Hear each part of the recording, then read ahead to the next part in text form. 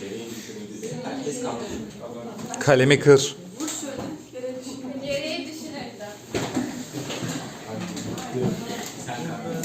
Kâside Ben yasa ait düzenlediği zaman hep takılmışsınız o konuya. Yasa ait düzenlediği aslında davanın kabulüne ve işçinin işe tekrar alınmasına karar veriyorum. Fabrikayı satarım. Yardım atıyor. İkisi mi verdiniz? Kabul ediyorum. Bu kadar.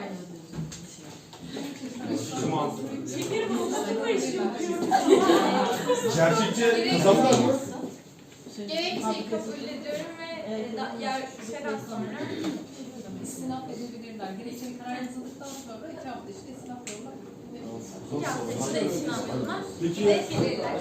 şu durumda siz kimi verirdiniz? Ama çok saçma bir şey. İhsa süreç suçtur.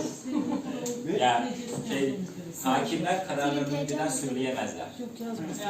Belki böyle bir olayla karşılaşırız. Hayır bu durumda hani şu konuşmalar geçtiğinde kimi verirdiniz? Ama teologların Belki böyle bir olayla karşılaşacaklar. ama şu an farklı kararlar var. Kimisi reddediyor, kimisi kabul ediyor. Yani kasıtlı zarar veriyor sonuçta. Ama Senin de bana verdiğin Ben de iyi niyetimi göstererekten hani işten attım sadece. Dava etmedim. Meliş kaybettin. Şirketi yapıyoruz yoksa. Hakim hanım Senin şunu alır mısın? Dur çıkarma da bitmedi mahkeme. Evet şunu alır mısın? Ben bıraktım.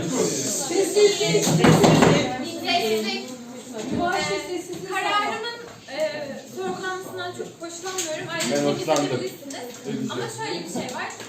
Siz hiçbir uyarıda tam olarak bulunmadan, maaşını kesmeden uyarı amacıyla ya da bambaşka şeyler, yani daha çok bunun zararlı olduğunu belli etmeden direkt işten çıkarmaya yönelikmişsiniz.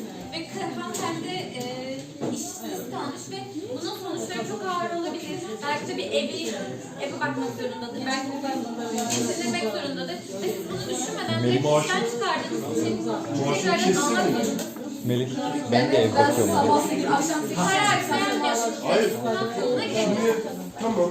Arkada şöyle bir görüntü, o video sosyal medyaya yayıldı. Benim şirketimin hisseleri düştü. Ben de ev bakıyorum. Benim çoluğum çocuğum var. Babacana yüzünden mi? Kovmadım arkadaşım. Görüşme bitmişti. Ben şunu olur belki bana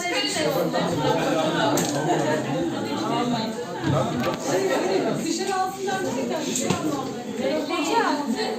Bekle. Ben de